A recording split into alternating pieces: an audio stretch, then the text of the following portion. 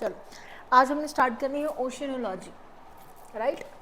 ओशियनोलॉजी पढ़ने वाले थे ना हम, 4 दिन में ख़त्म करवा दूंगी आपकी मैं। हेडिंग डालिए ओशियनोलॉजी, यानी इनमें हम ओशियंस के बारे में पढ़ेंगे, ओशियंस के बारे में।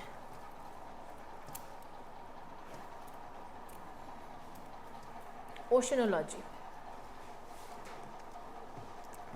ठीक है, ठीक है। ओशियंस के बारे में हम पढ़ने वाले हैं कुछ कुछ चीज़ें। सबसे पहले हेडिंग डालिए ocean bottom relief. Ocean bottom relief, ocean bottom relief.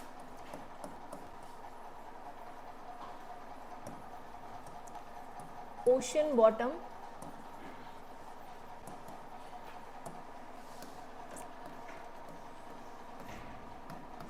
Ocean bottom relief, ठीक है। मान लो ये आपका कॉन्टिनेंट है, ये कॉन्टिनेंट है, ठीक है। इस कॉन्टिनेंट में मैं थोड़े से पेड़ पौधे बनाना चाहूँगी दिखाने के लिए कि ये कॉन्टिनेंट है, ठीक है। पेड़ बना दिया, घर बना दिया, यहाँ पे इस घर के पास पेड़ के पास होता हुआ अनुभव बना दिया, ठीक है। तो मान लो ये कॉन्टिनेंट है, ठीक है। अब ऐसा तो नहीं होता कि ये कॉन्टिनेंट है और कॉन्टिनेंट के साथ लगा है क्या, ओशन। ये कॉन्टिनेंट और ये कॉन्टिनेंट और ये ओशन, ठीक है। और यहाँ ओशन, ओशनिक प्लेट है ना, ओशनिक प्लेट ऐसे होता है। अब ऐसा तो नहीं होता कि यहाँ से कोई पैर ऐसे रख रहा है और सीधा नीचे जा रहा है, ऐसा होता है? ऐसा नहीं होता है, ठीक है। ऐसा क्यों नहीं होता है? क्योंकि जब भी कोई कॉन्टिनेंट ओशनिक प्लेट की तरफ बढ़ रहा है तो वो सीधा ऐसे करके ऐसे नहीं जाएगा, बल्कि धीरे धीरे ऐसे ऐसे ऐसे ऐसे करके, मतलब धीरे धीरे उतरेगा ना बंदा, मतलब सीढ़ी दर सीढ़ी उतरता हुआ फिर ओशनिक प्लेट तक जाएगा, समझ रहे हो? तो फिर आएगा। तो बेसिकली मैं आपको ये बता रही हूँ कि ये जो कॉन्टिनेंट है ना, ठीक है, ये जो कॉन्टिनेंट है ये एकदम यहाँ ख़त्म नहीं हो जाता है, ये यहाँ तक जाता है, आगे आगे ऐसे ऐसे ऐसे ऐसे, और फिर ये इस तरीके से और इस तरीके से बनता है, ठीक है। तो बेसिकली मैं ये बताने की कोशिश कर रही हूँ कि ये जो है ना आपका ये वाला एरिया, मतलब ओशन, मैं बता दूँ आपको कहाँ से स्टार्ट हो रहा है। ये मान लो ओशन आपका स्टार्ट हो रहा है यहाँ से,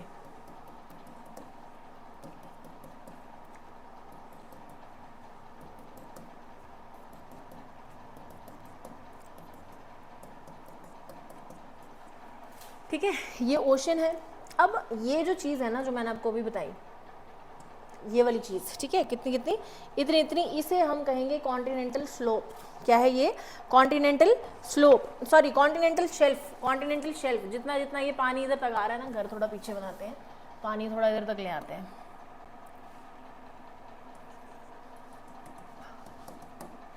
ठीक है। और यहाँ से कॉन्टिनेंट स्टार्ट होगा, यहाँ इस तरीके से, और यहाँ तक पानी है। तो ये जो प्लेन सरफेस आपको देखने को मिल रहा है, इसी को बोलेंगे हम कॉन्टिनेंटल शेल्फ। क्या बोलेंगे इसे? Continental shelf.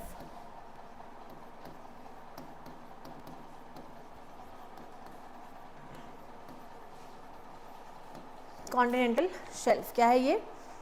कॉन्टिनेंटल शेल्फ, ठीक है, समझे? अब मैं आपको बताती हूँ कि ये कॉन्टिनेंटल शेल्फ आपको किस तरफ ज़्यादा देखने को मिलेगी। है तो ये तट के किनारे ही ना, तट के किनारे ही है, समझे? जो कोस्टल लाइन है उसके पास में दिख रहा है। यार आज नेट ही नहीं चल रहा है ना, फिर तो मुश्किल हो जाएगा दिखाना। यहाँ मैप भी नहीं लगा ना,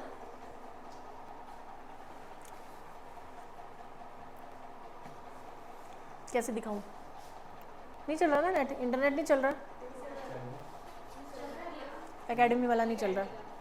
कौन उर्मिला, आपने फ़ोन पे वो खोलना, वर्ल्ड मैप, वर्ल्ड मैप खोलो। हाँ जी, लगा है मैप? कहाँ है?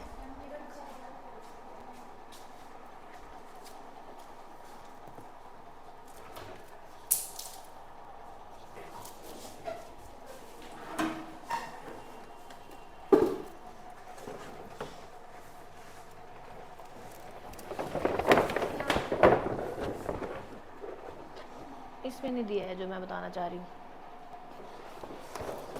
इसमें भी पता नहीं, फिजिकल जो मैप होता है ना उसमें दिया होता है, इसमें भी नहीं है। इसमें भी नहीं है। फिजिकल मैप है यहाँ,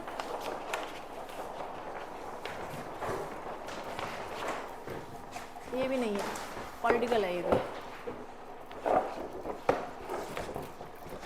एक ये है यहाँ पे, ये आई थिंक हिमाचल का लग रहा है मुझे, ये हिमाचल का लग रहा है। चलो छोड़ो, फिजिकल मैप लेके आती हूँ वहाँ से।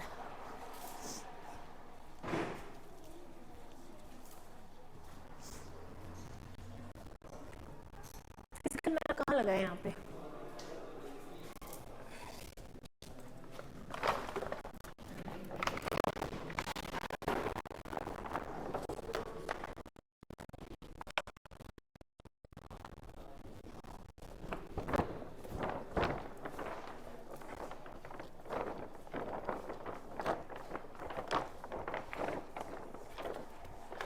ये दिख रहा है सबको, ये फिजिकल मैप है। इसके आसपास आपको ये वाइट कलर का दिखाई दे रहा है, वाइट कलर का दिखाई दे रहा है, ये रिप्रेजेंट करता है कॉन्टिनेंटल स्लोप को। यानी कि यहाँ तो कॉन्टिनेंट खत्म हो गया, लेकिन इसके बाद क्या दिखेगा आपको? Continental shelf. जहाँ पे डार्क ब्लू दिख रहा है ना, बिल्कुल डार्क ब्लू मतलब डीप ब्लू दिख रहा है, वहां पे मतलब डीप है, ओशनिक क्रस्ट क्या है? डीप है। और जहाँ पे लाइट ब्लू दिख रहा है यानी कि यहाँ पे ओशनिक क्रस्ट जो है वो ऊपर ही है, तो कहीं ना कहीं ओशन लग गया, तो अब ओशनिक की क्रस्ट मानी जाएगी। समझे आप मेरी बात? अब समझे? आप देखोगे, इधर देखो भाई, इस तरफ आपको ये कम देखने को मिलेगा, इस तरफ भी आपको ये कम देखने को मिलेगा। दिख रहा है ना आपको? ये क्या लगता है क्यों हो सकता है? क्योंकि यहाँ पे माउंटेन रेंजेस पाई जाती हैं, समझे? जहाँ पे माउंटेन रेंजेस पाई जाएगी, Rockies mountain range, Andes mountain range, तो वहां पे स्लोप खत्म हो गया, सीधा पानी आएगा वहां पे। तो समझ रहे हो? कॉन्टिनेंटल शेल्फ होगी नहीं। देखो कॉन्टिनेंटल शेल्फ बन किससे रही है? कहीं ना कहीं सेडिमेंट से ही बन रही है, कहीं ना कहीं सेडिमेंट से ही बन रही है। तो मैं ये बताने की आपको कोशिश कर रही हूँ कि आपका जो कॉन्टिनेंटल शेल्फ है, यानी आपका जो मैप है, उसमें कॉन्टिनेंटल शेल्फ यानी कि जो बिल्कुल लाइट दिखाया गया है, लाइट थोड़ा वाइटिश सा दिखाया गया है, वहां पे मतलब कि कम गहराई है, थोड़ा लाइटिश यानी कि कम गहराई है। और जहाँ बिल्कुल ब्लू दिखाया गया है वहाँ पे क्या है? ज़्यादा गहराई। समझे मेरी बात?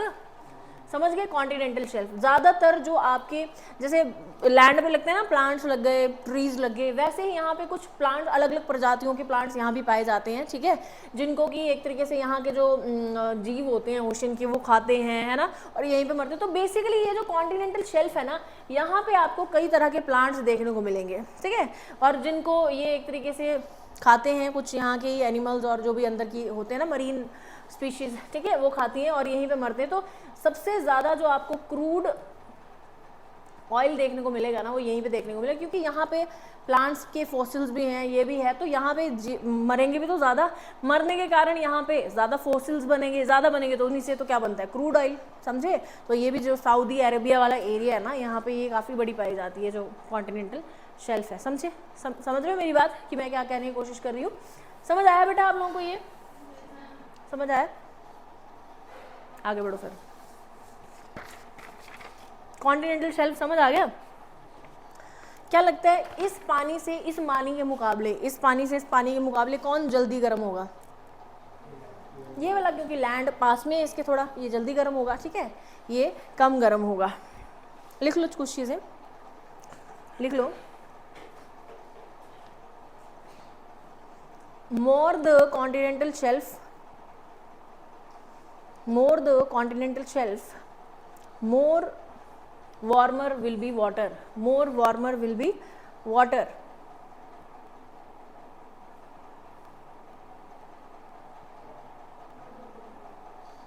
ठीक है, तो पानी गर्म है यहाँ पे, यानी कि सन की जो रेज है वो ज़्यादा पहुँच पा रही है, तो लाइफ जो होगी ज़्यादा पॉसिबल हो पाएगी ना, जो भी प्लांट्स होंगे ज़्यादा फोटोसिंथेसिस कर पाएंगे, ज़्यादा देर तक जीवित रह पाएंगे यहाँ पे। समझे मेरी बात? इसीलिए यहाँ पे फॉसिल्स भी ज़्यादा पाए जाते हैं। लिख लो ये बात भी। More warm is water, more there will be more life, then there will be more life, if there will be more life there will be more death. ज़्यादा जीवित चीज़ें रह रही हैं वहाँ पे तो मरेंगी भी तो वो कभी ना कभी। समझ रहे हो? देर विल बी मोर डेथ। तो यहाँ पे आपको फॉसिल फ्यूल्स भी काफ़ी देखने को मिलेंगे। तो इकोनॉमिकली आपको नहीं लगता कि कॉन्टिनेंटल शेल्फ जो है काफ़ी इंपॉर्टेंट है इकोनॉमिकली क्यों? क्योंकि यहाँ से क्रूड ऑयल मिल सकता है, फॉसिल्स मिल सकते हैं कई अलग अलग तरह के, समझे मेरी बात? तो ज़्यादा डेथ डीके ज़्यादा होगा, जिसके कारण फॉसिल फ्यूल्स जो हैं वो भी, फॉसिल्स जो हैं बेसिकली वो भी ज़्यादा आपको देखने को मिलेंगे। समझ गए? क्लियर है? इंडिया में अगर आप देखोगे ना तो इंडिया में भी उस तरफ वेस्टर्न घाट्स की बात कर रही हूँ मैं,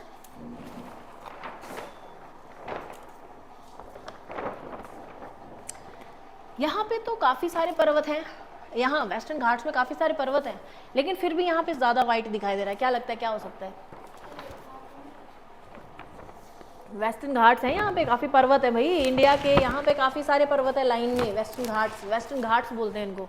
तो क्या लगता है क्या कारण हो सकता है फिर भी यहाँ पे कॉन्टिनेंटल स्लोप काफ़ी ब्रॉडर दिख रहा है? बोलो।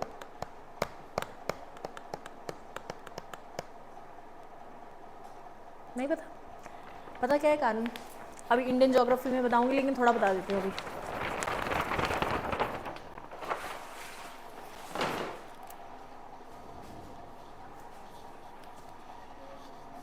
आज जो आपको इंडिया देखने को मिलता है वो कुछ इस तरीके से देखने को मिलता है। ये एक ज़माने में इतना था, समझे? मतलब इंडिया आज आपको कुछ इस तरीके का देखने को मिलता है ना, ये जो भी हैं चीज़ें यहाँ पे, है ना, ऐसे करके।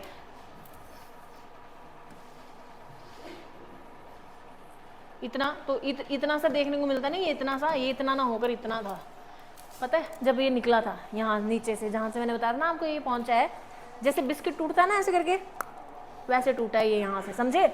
यानी कि इतना था ये, इतना ठीक है, इतना था, इतना टूट चुका है ये, ऐसे बिस्किट टूटता है ना जैसे, और टूट के थोड़ा ऐसे नीचे धस चुका है, समझ रहे हो? ऐसे था ये जब आया था, ठीक है, ऐसे था पूरा, जब नीचे से आया तो ऐसे था, एक टाइम आया ऐसे हो गया, समझ रहे हो? तो अब ये तो कॉन्टिनेंटल शेल्फ ही अब ऐसे हो चुका है, तो पानी तो यहाँ तक आएगा ना, यहाँ तक पानी देखने को मिलेगा, जिसके कारण ये भी कॉन्टिनेंटल शेल्फ बन चुकी है ना। और पहाड़ जो है वो यही रह गए हैं इस वाले उस पे, समझ रहे हो? लेकिन जुड़ा है अभी तक भी इससे, लेकिन ऐसे बेंड हो चुका है ये, इसीलिए ये कॉन्टिनेंटल शेल्फ इसमें आपको ज़्यादा देखने को मिलती है। क्लियर है भाई? इतनी बात क्लियर है? तो कॉन्टिनेंटल शेल्फ क्लियर हुई आप लोगों को? आपको अरेंज करने के लिए आ सकता है कि पहले क्या आएगा, कॉन्टिनेंटल शेल्फ आएगा, फिर स्लोप आएगा, फिर क्या आएगा, ठीक है? तो कॉन्टिनेंटल शेल्फ पता लग गई आपको? ये थी कॉन्टिनेंटल शेल्फ, ये है कॉन्टिनेंटल स्लोप। क्या है ये? स्लोप, मतलब ऐसे जा रहा था और फिर ऐसे हो गया, तो कॉन्टिनेंटल स्लोप हुआ ये।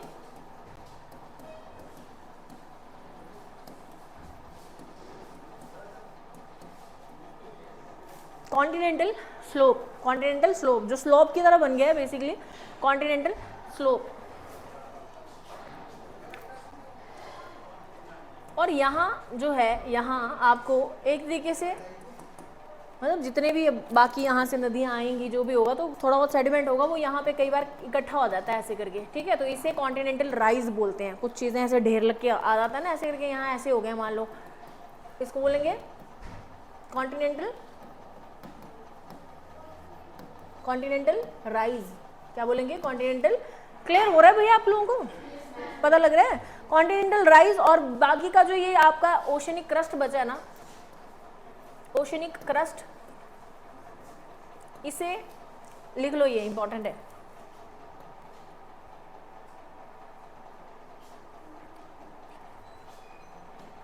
इसे एबिजल प्लेन कहा जाता है, समुद्रीय मैदान।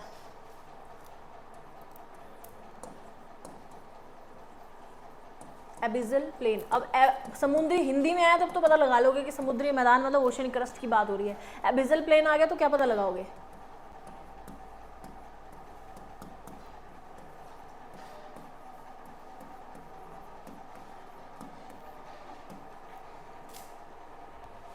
एबिजल प्लेन यानी समुद्रीय मैदान। समझे? समझ गए ना? ठीक है, ये इतना याद रख लेना कि मान लो ये कॉन्टिनेंट था, है ना, तो इस पे अगर इस तरीके के माउंटेन्स है तो यहाँ पे आपको इस तरीके की कॉन्टिनेंटल शेल्फ देखने को नहीं मिलेगी, इसमें सीधा जाएगा और ऐसे बन जाएगा।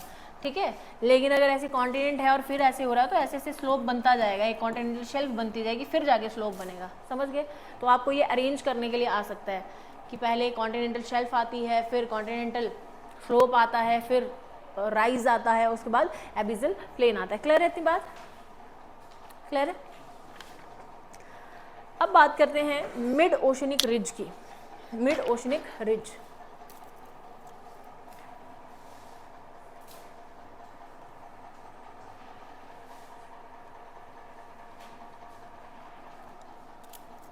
तो ये आपका कॉन्टिनेंट था, है ना, ये आपका कॉन्टिनेंट था ऊपर वाला, ये कॉन्टिनेंटल शेल्फ, ये कॉन्टिनेंटल स्लोप, ये कॉन्टिनेंटल राइज और ये एबिसल प्लेन। ठीक है, इतना क्लियर है। यहाँ पे ये मान लो ऐसे कॉन्टिनेंट आपका बना है, ठीक है, इतनी इतनी प्लेट एक है और इससे आगे इतनी इतनी प्लेट एक है, समझ रहे हो। ये एक प्लेट, ये दूसरी प्लेट, ये एक प्लेट और ये तीसरी प्लेट, ठीक है, plate number 1, 2 end plate number 3, ठीक है। अब ये जो प्लेट्स है इनके नीचे का लावा जो है ऑपोजिट डायरेक्शन में मूव करेगा, ठीक है। मान लो ऐसा कि ऐसे मूव कर रहा है, ये ऐसे मूव कर रहा है, ठीक है, ऐसे ऐसे मूव कर रहा है ना ये,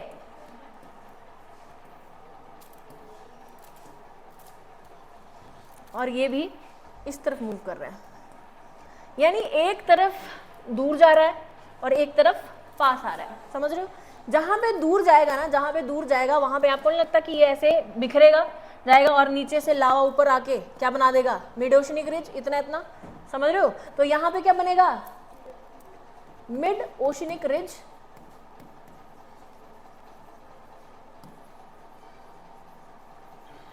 मिड ओशनिक रिज, हिंदी में क्या बोलते हैं इसको, मध्य जल घटक कुछ बोलते हैं ना इसको। मिड ओशनिक रिज को क्या बोलते हैं यार हिंदी में। मिड ओशनिक रिज कन्वर्जेंस से बन रहा है, डाइवर्जेंस से बन रहा है, बताएगा कोई। डाइवर्जेंस से, दूर जा रहे हैं, D for divergence, D for दूर, तो ये डाइवर्जेंस से होने वाली प्रक्रिया है। और यहां देखिए, अब यहां देखो, यहां पे पास आएगा, एक तरफ बन रहा है तो एक तरफ कम भी हो रहा है, जैसे कहीं कम हो रहा है ना, ये ओशनिक, इसमें से मान लो इसमें से ये वाली प्लेट भारी थी, दोनों ओशनिक प्लेट में से ये वाली प्लेट भारी थी, तो ये अंदर धसेगी, अंदर धसेगी, जिसके कारण लैंड कम हो जाएगा, ये लैंड कम हो जाएगा, लेकिन लैंड नया बना भी तो, समझ रहे हो। तो ऐसा नहीं है कि सिर्फ अंदर ही जा रहा है लैंड, कुछ बन भी रहा है नए, इसके कारण, मिड ओशनिक रिज के कारण, ठीक है। तो ये जब अंदर धसेगा तो यहाँ पे वल्केनिक इरप्शन कहीं होगी और इसके कारण यहाँ माउंटेन बन जाएगा, ठीक है। मैं आपको बता चुकी हूँ कि जब कोई भी चीज़ आपस में धसती है तो ऐसे नहीं हो जाती है धस के, है ना, मैंने आपको बताया था ना, ऐसे जाती है तो ऐसे करके एक वी बनता है, बताया था ना ये मैंने आपको, जिसे हम कह देते हैं ट्रेंच। तो क्या बनेगा यहाँ पे, ऐसा गर्त बनेगा, गर्त, ट्रेंच, यानी इस तरीके का गर्त आपको देखने को मिला, काफी डीप होते हैं ये कई बार तो, ठीक है। तो ये क्या बन गया, ट्रेंच, गर्त, ट्रेंच यानी गर्त, समझ गए, समझ गए ना। मिड ओशनिक रिज में हो रही थी डाइवर्जेंस, यहाँ पे क्या हो रही है, डाइवर्जेंस एंड कन्वर्जेंस, समझ गए मेरी बात, ठीक है। तो ट्रेंच काफी डीप डीप भी होते हैं, मैं नाम लिखवाऊंगी, ठीक है। तो ट्रेंच के नाम बाद में लिखो, पहले एक बात सुन लो। अब यहाँ ये क्या बना, वोल्केनिक माउंटेन, वोल्केनिक माउंटेन, ठीक है। तो ये भी मैं अलग से बता देती हूँ आपको थोड़ा सा, वोल्केनिक इरप्शन होगी तो वोल्केनिक माउंटेन बना, मान लो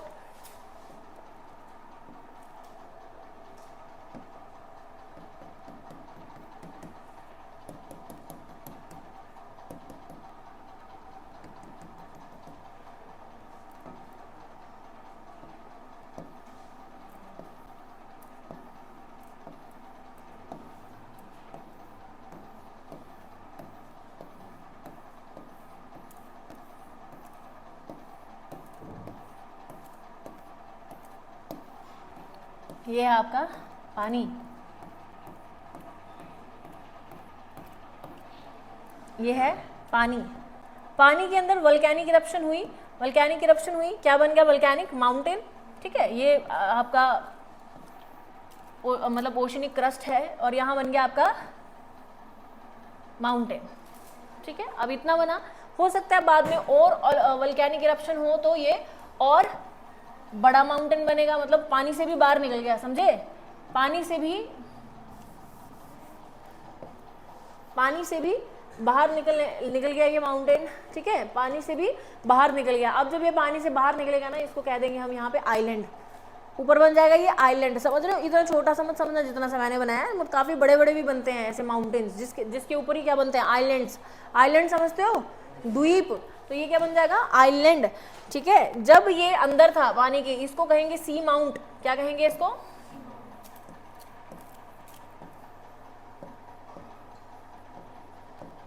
सी माउंट। आगे वाला क्या है? Volcanic island.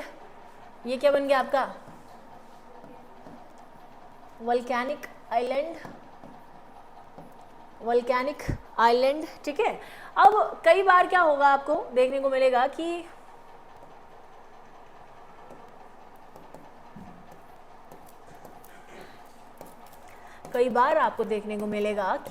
आपको पता है विंड्स चलती हैं, पानी भी चलता है विंड्स के साथ, है ना? विंड्स मूव करेंगी तो विंड्स की मूवमेंट के कारण पानी भी मूव करेगा, है ना?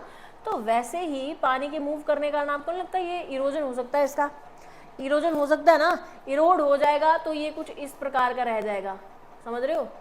इस प्रकार का रह जाएगा, इस प्रकार का रह जाएगा, समझ रहे हो? इरोजन हो गई है। अब इरोजनल लैंडफॉर्म बन गया एक तरीके का, ये इरोजन होगी इसकी। ठीक है, और जब इस तरीके की और इरोड हो के ये छोटू सा रह जाता है तो इसको ग्योत कहते हैं। क्या कहते हैं इसको? याद रख लेना, ये बनाओ इसको।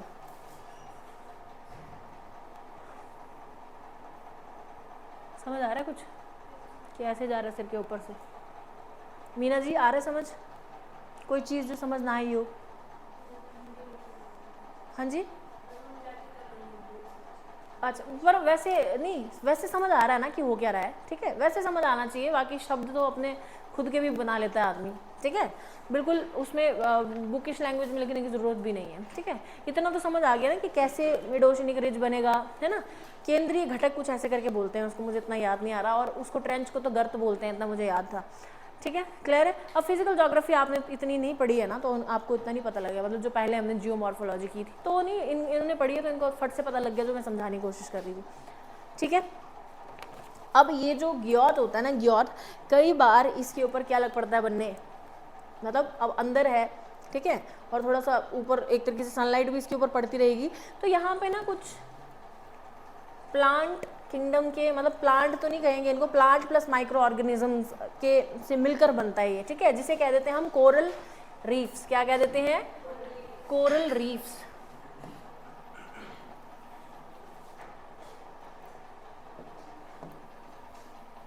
बनाओ तुम भी, रंग बिरंगे होते हैं ये कई बार।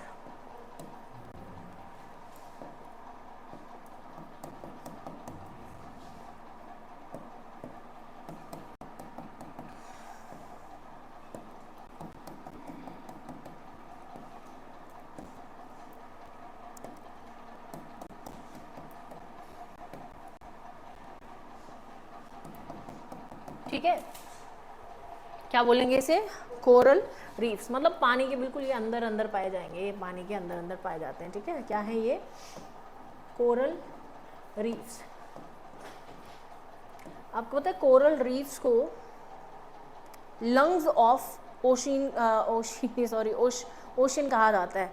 कोरल रीफ्स को सारे ही एक तरीके से, क्योंकि आपके ये जो है ना फोटोसिंथेसिस होती है इनमें, जिसके तहत क्या हो जाता है, यहाँ पे जो जितने भी माइक्रो ऑर्गेनिज्म हैं वो जिंदा रह पाते हैं एक तरीके से। ठीक है, तो इसीलिए इसको लिख लो, इसको बोलते हैं लंग्स ऑफ के कुछ ऐसा बोलते हैं यार। वैसे तो ऑस्ट्रेलियन कोरल रीफ है वहाँ पे, उसको बोलते हैं मेनली, बट कोरल रीफ्स को कहा जाता है। ठीक है, कि lungs of ocean, lungs of ocean.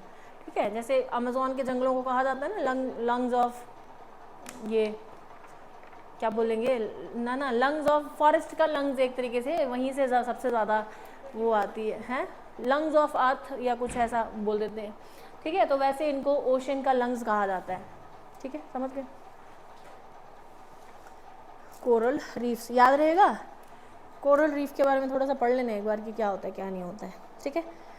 लिखिए इंपॉर्टेंट ट्रेंचेस, इंपॉर्टेंट ट्रेंचेस। आज वो नहीं चल रहा इंटरनेट ना, तो मैं ज़रा दिखा के नहीं बता पाऊंगी, तो ऐसे लिख लो।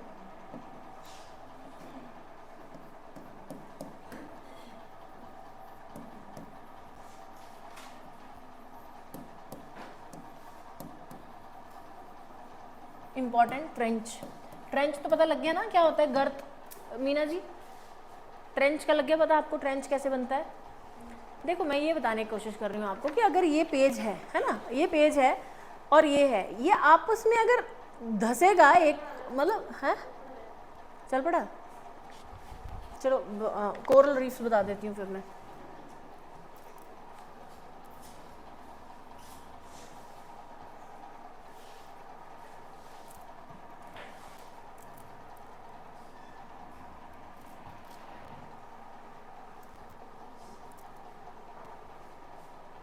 वाह क्या नेट चला है।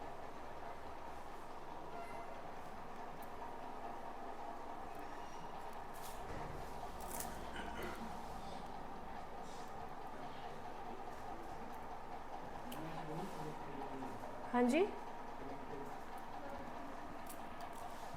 नहीं कनेक्ट तो होगा ही, कनेक्ट तो हो जाता है अपने आप ही। नहीं चल रहा यार, मरने दो। फ़ोन मतलब अपने अपने इंटरनेट चल पड़े, वाईफाई वाला यहाँ कनेक्ट ही नहीं। अब हो रहा था, आजा भाई।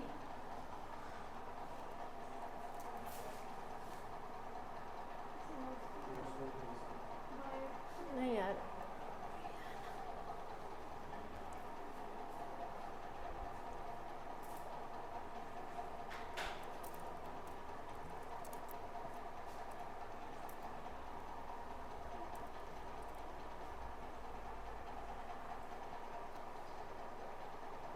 अरे अरे अरे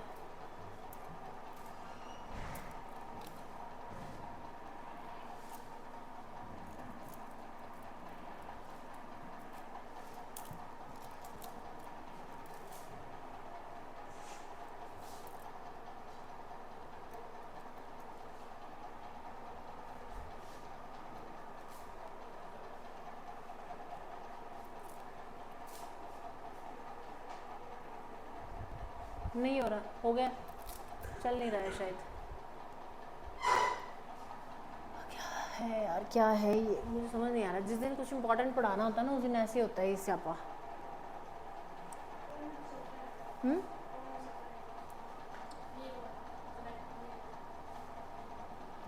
मरने दो, नहीं चल रहा तो। इंपॉर्टेंट ट्रेंचेस लिख लो, ठीक है। सबसे पहले लिखिए जो पैसिफिक ओशन में पाई जाती है, ट्रेंचेस जो पैसिफिक ओशन में पाई जाती है। सबसे पहली कुरिल ट्रेंच जापान में है, कुरिल ट्रेंच इन जापान। आपको पता है ना मरीना ट्रेंच है सबसे बड़ी, हाँ सबसे बड़ी जापान। और ओशन पूछे तो कौन सा, पैसिफिक ओशन, ठीक है। अगली है मरीना ट्रेंच फिलीपींस में,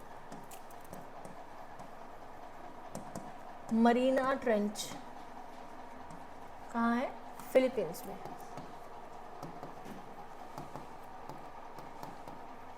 फिलीपींस भी इधर ही पड़ता है पैसिफिक ओशन में। अगला लिखिए रियूक्यू ट्रेंच,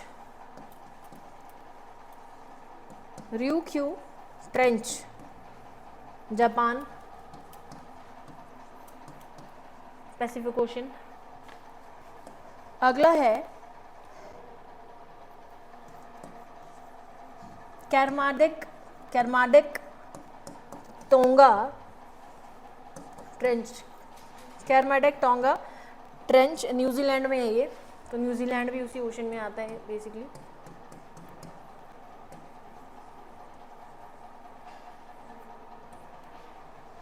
अगला लिखिए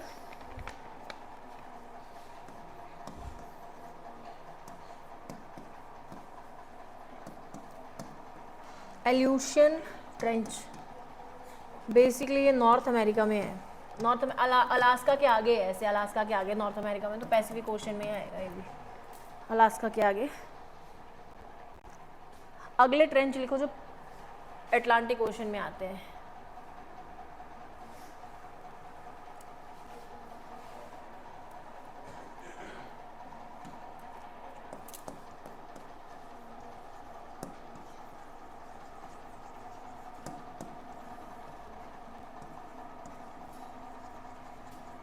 अटलांटिक ओशन, ठीक है। लिखिए, पहला है पोर्तो रिको ट्रेंच,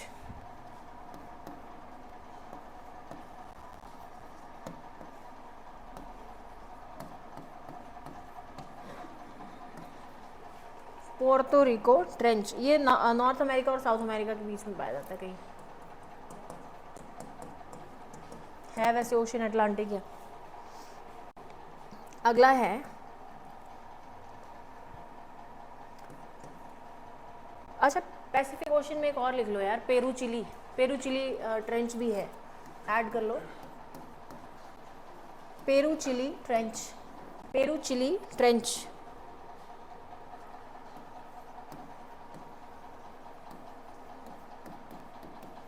और लास्ट इसका बचता है आपका पोर्तो रिको, लिख लिया, जावा ट्रेंच।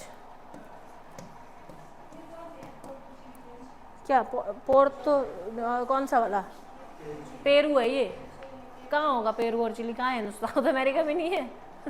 और लिख दिया मैंने पैसिफिक ओशन वाली साइड पे है, मुझे लगा इतना तो तुम कर ही लोगे।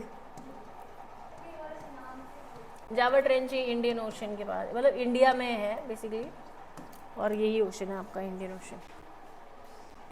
ठीक है भाई, क्लियर है?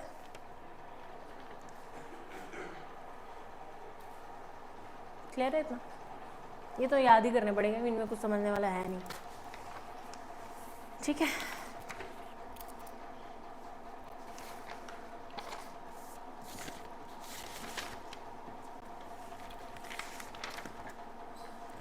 अगला लिखिए ocean currents. Ocean currents heading डालिए अगली, ओशन करंट्स।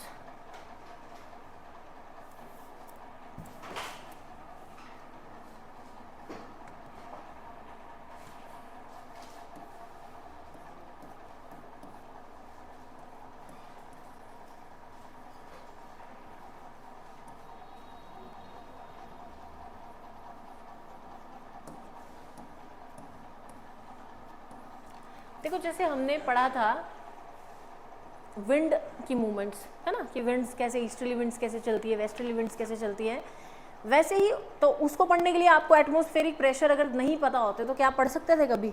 एटमॉस्फेरिक प्रेशर पता करने पड़े ना पहले, लो प्रेशर कहाँ पड़ रहा है, हाई प्रेशर और कैसे बन रहा है, ये सब पता कि हमने तब जाके विंड्स की हम मूवमेंट समझ पाए।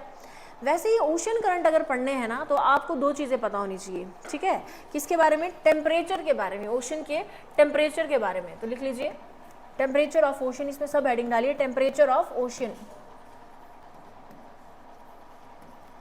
Temperature of ocean. दो तरह से एक तरीके से देखते हैं हम टेम्परेचर ऑफ ओशन। देखिए यहाँ पे ये ओशन है, ये ओशन है, ठीक है? एक टेम्परेचर कैसे देख सकती हूँ, मान लो ये ओशन है ऐसे करके, ये इक्वेटर है, ये इक्वेटर के ऊपर वाला पार्ट है, 30 डिग्री, 60 डिग्री, 90 डिग्री, समझ गए ना? ठीक है, तो ये 0 डिग्री आपका इक्वेटर। इसके ऊपर एक तरीके से मैं ऐसे देख सकती हूँ, एक तो डिस्ट्रीब्यूशन ऑफ टेम्परेचर, कि यहाँ पे इक्वेटर के पास ज़्यादा गर्म होगा, फिर जैसे जैसे दूर जाती जाऊँगी वैसे वैसे घटता जाएगा। एक ये होगी, एक ये डिस्ट्रीब्यूशन हुई, है ना?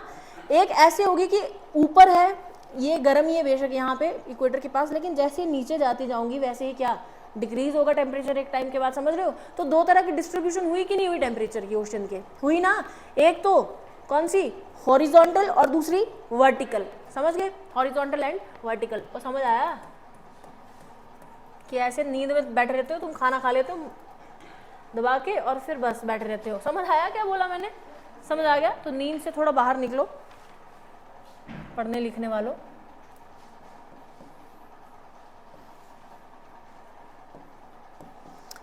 लिखिए हॉरिजॉन्टल डिस्ट्रीब्यूशन एक होगी इसकी, हॉरिजॉन्टल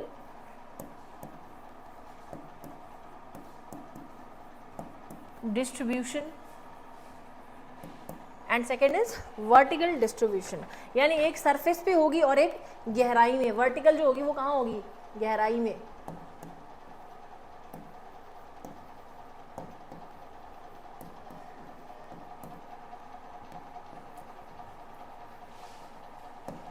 ठीक है, तो ये लिख लो।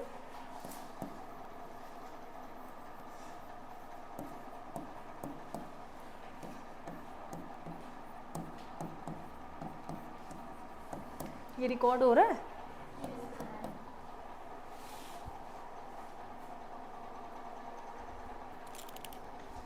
ठीक है, सबसे पहले पढ़ेंगे हम vertical distribution of temperature in ocean.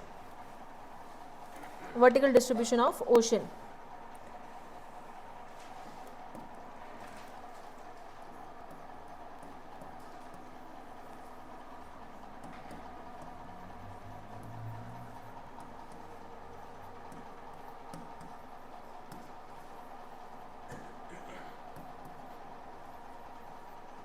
Vertical distribution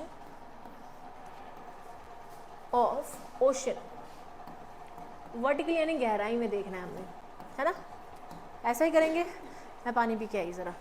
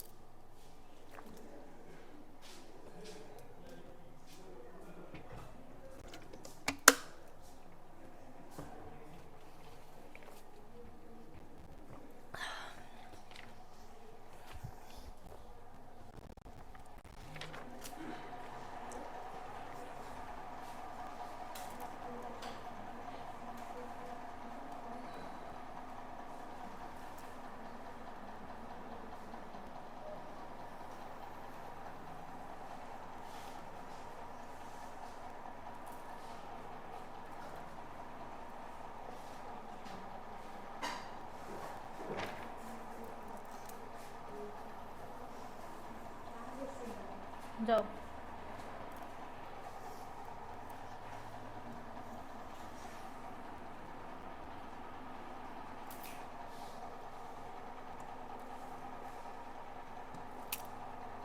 देखो, ये मैंने आपका बनाया है टेम्परेचर वाला एरिया। यहाँ से मतलब टेम्परेचर के बारे में, यानी यहाँ मान लो 24 डिग्री है, ठीक है। 24 के बाद यहाँ 20 है, 20 के बाद 16, 12, 12 के बाद 8, 4 और 0। थोड़ा दूर बनाना चाहिए था, है ना।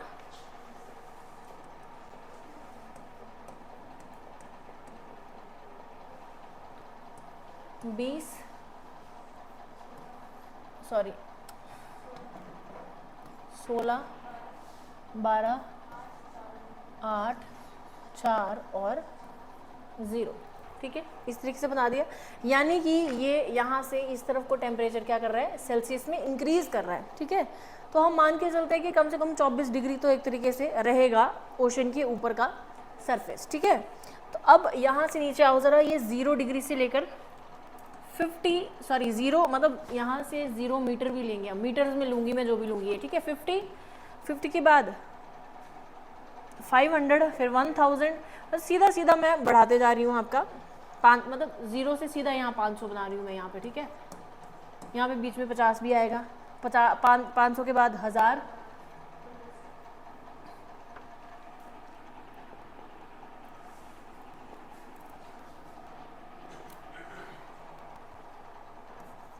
500, 1000, 1500, 2000, 2500, 3000, 3500, 3500 के बाद 4000 और 4500। मान लो इतनी गहराई है मीटर्स में, ठीक है, अब ये थोड़ा नीचे ऊपर हो गया बट चलेगा, इतना समझ गए ना तुम कि बराबर की नी भी दूं मैं, तब समझ गए ना क्या बोलना चाह रही हूँ मैं। ठीक है, अब देखो जब ऊपर से एटलीस्ट 50 मीटर तक आप नीचे जाओगे ना, सरफेस से बना लो, पहले बना लिया। सरफेस से जब आप एटलीस्ट 50 मीटर नीचे जाओगे ना, तो आपको ये जो टेम्परेचर दिखेगा ना वो बराबर दिखेगा। ठीक है, एकदम से ऐसा तो है नहीं कि पानी यहाँ गर्म है और जैसे मैं उंगली अंदर डालू तो एकदम से ठंडा हो रहा है, ऐसा तो नहीं हो रहा, कहीं कुछ हद तक सेम ही रहेगा, मतलब एटलीस्ट 50 मीटर तक सेम रहेगा। ठीक है, तो एक तरीके से इसको आइसोथर्म बोल सकती हूँ मैं, ये वाला एरिया आइसोथर्म, सेम टेम्परेचर, ऊपर से 50 मीटर तक सेम टेम्परेचर। ठीक है, सेम टेम्परेचर, लेकिन जैसे ही मैं थोड़ा थोड़ा नीचे जाती जाऊंगी वैसे ही क्या होगा, टेम्परेचर डिक्रीज करना स्टार्ट करेगा। जैसे मान लीजिए ये 20 था ऊपर सरफेस पे टेम्परेचर, और यहाँ से मैं जो है वो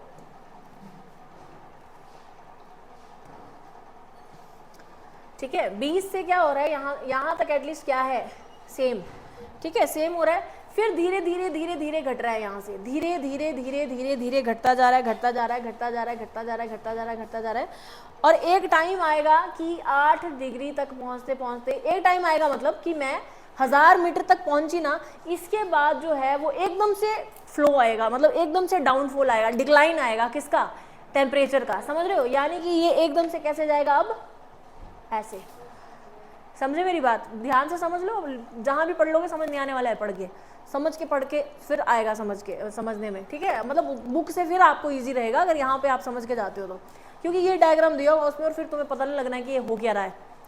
तो मैं ये कह रही थी कि यहाँ पे कहीं ना कहीं आइसोथर्म रहा, आइसोथर्म, उसके बाद धीरे धीरे डिक्लाइन हुआ, धीरे धीरे धीरे डिक्लाइन हुआ, जैसे जैसे अंदर जाते जाएंगे एकदम से तो ठंडा नहीं होगा ना, धीरे धीरे थोड़ा ठंडा हुआ और ठंडा हुआ और ठंडा हुआ, एक पॉइंट ऐसा आएगा कि ये बिल्कुल कांस्टेंट हो जाएगा। समझ रहे हो, बिल्कुल कांस्टेंट हो जाएगा, और ऐसे जिस लाइन में ये बिल्कुल कांस्टेंट होकर नीचे जाएगा ना, मतलब बिल्कुल अब कांस्टेंट हो गया टेम्परेचर, ठंडा। ठीक है, इस लाइन को कहेंगे हम thermocline. Thermo means heat, cline means decline. ठीक है, डिक्लाइन, यानी कि यहाँ से एकदम से डिक्लाइन जो है वो स्टार्ट होगा, किसका, वाटर का। क्या बोलेंगे इस लाइन को, थर्मो, नहीं एक एग्जाम्पल है ये, तो अलग अलग जगह पे अलग अलग होगा, एग्जाम्पल दे रही हूँ मैं कि हाँ 8 डिग्री पे ऐसा आया। ठीक है, टाइम 8 डिग्री और 1000 मीटर पे, समझ रहे हो, मतलब 1000 डिग्री पे 1000 मीटर पे 8 डिग्री पे आया और फिर एकदम से नीचे गया, उतना ही रहा, मतलब नीचे जाके बोल सकते हैं, लेकिन देखो डिपेंड भी करेगा यार कि कहाँ का पानी है। पोलर का अगर देखेंगे तो ऐसा नहीं होगा। ठीक है, तो मैं फिलहाल इस एग्जांपल के थ्रू बता रही हूँ आपको।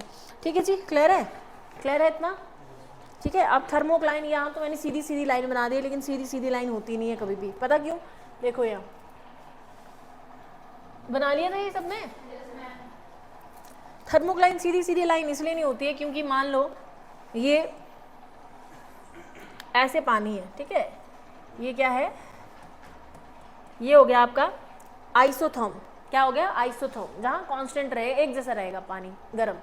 ठीक है, इसके बाद जो होगा आपका ये स्टार्ट होगा क्या, आपका ये थर्मोक्लाइन। लेकिन ये ऐसा नहीं होगा, क्यों नहीं होगा ऐसा, ईस्टर्ली विंड चल रही थी, ईस्टर्ली विंड चल रही थी ना, ईस्टर्ली विंड ने चल के क्या करा, ओशन को भी मूव करवा दिया, ओशन के पानी को मूव करवाया कि नहीं करवाया, करवाया ना। तो ये जो पानी गर्म हो रहा था ये इधर इकट्ठा हो जाएगा। आपको नहीं लगता ये कहीं ना कहीं कुछ ऐसा बनेगा, ये जो आइसोथर्म है ये भी इस तरीके का बनेगा, कुछ ये भी कुछ इस तरीके का बनेगा, ये भी कुछ इस तरीके का बनेगा, समझ रहे हो।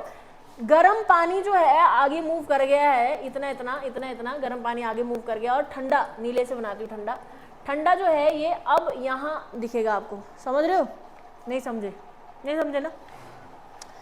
मैंने आपको पानी के गिलास का एग्जांपल नहीं दिया था, गिलास के पानी का, कि ऐसे मैं फूंक मारूंगी तो वो आगे चल जाएगा और नीचे से ठंडा पानी ऊपर आ जाएगा, ऐसा होगा कि नहीं होगा।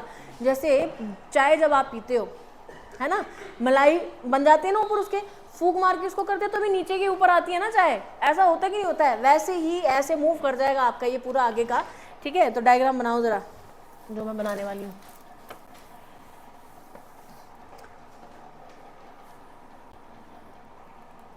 ठीक है, ओशनिक सरफेस आपका,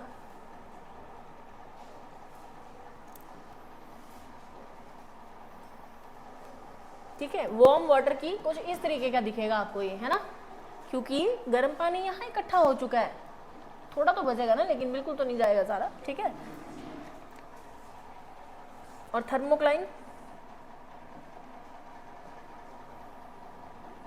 ये आपका थर्मोक्लाइन, समझ आया, समझ आ गया। अब इस तरफ है तो विंड की मूवमेंट किस तरफ है, इस तरफ है, तभी इधर इकट्ठा हो रहा है। यानी कि एक तो ये नहीं चल रहा ना, आपका इंटरनेट नहीं चल रहा है, तो मैं आपको मैप से समझाती। जैसे ये north America, south America, Europe, Asia, Africa, Asia में यहाँ इंडिया, है ना। तो ये जो है ये आपका मान लीजिए है अफ्रीका, है ना। तो अफ्रीका में जो ये यहाँ पे चल रहे हैं आपके वाटर के करंट इस तरफ चलेंगे ना, इस तरफ भी चलेंगे। क्यों चलेंगे, क्योंकि यहाँ पे ईस्टर्ली विंड्स चलती हैं। ऐसा होगा ना तो पानी भी ऐसे मूव करेगा। बता चुकी हूँ मैं पहले भी, यहाँ पे क्या होगा, गर्म पानी सारा इकट्ठा होगा, जिसके कारण क्या हो जाएगा, बारिश होगी, ज्यादा है, जो भी चीजें देखने को मिलेगी। यहाँ से आगे जा चुका है, यहाँ पे क्या इकट्ठा हो जाएगा, ठंडा पानी। यहाँ पे डेजर्ट तो बनेंगे, लेकिन साथ ही यहाँ पे फिशिंग इंडस्ट्रीज भी आपको देखने को मिलेगी।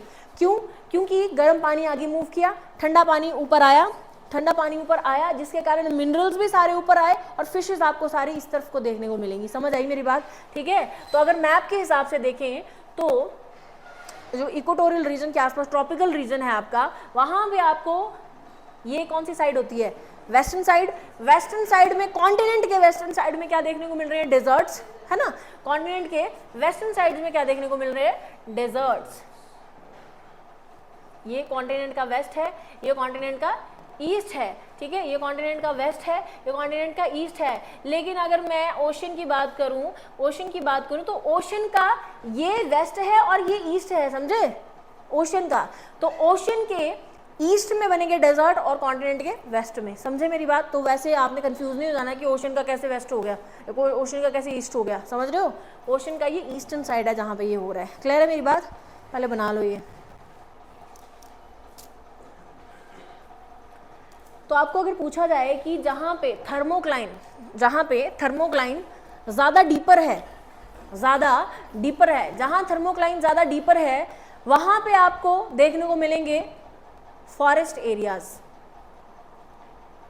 तो क्या बोलोगे, ट्रू या फॉल्स, ट्रू। गर्म पानी इकट्ठा हो गया ना वहां पे, तो फॉरेस्ट देखने को मिलेंगे, वहां पे अलग क्लाइमेट देखने को मिलेगा। अगर मैं कहूं कि थर्मोक्लाइन जो है जहां पे शैलो है, शैलो यानी कि कम गहरा, वहां पे आपको डिजर्ट्स देखने को मिलेंगे, समझे। तो ऐसे करके घुमा फिरा के आएगी आपको, और फिर पता लगना नहीं है कुछ भी आपको, ठीक है। यानी थर्मोक्लाइन वो रीजन है जहां से rapid decrease of temperature start हो जाता है। रैपिड डिक्रीज ऑफ टेम्परेचर, एकदम से, जो धीरे धीरे आ रहा था वो एकदम से गिरा नीचे, समझ गए, ठीक है। तो इस तरफ को क्या बोलेंगे, डीप थर्मोक्लाइन। ये क्या है आपका, डीप थर्मोक्लाइन।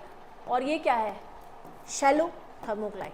शैलो यानी कम गहरा।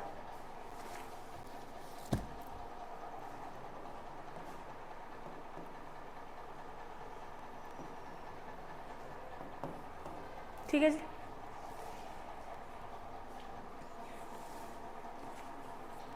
ठीक है।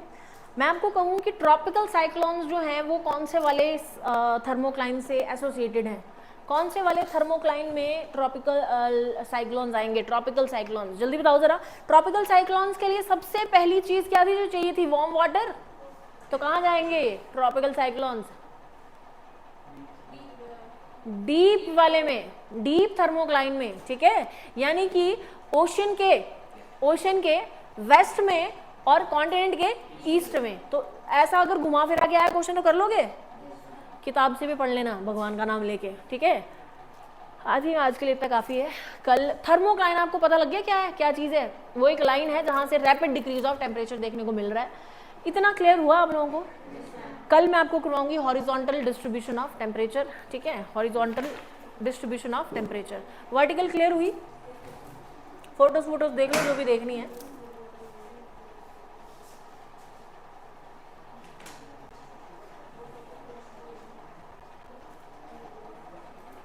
कुछ पूछना है?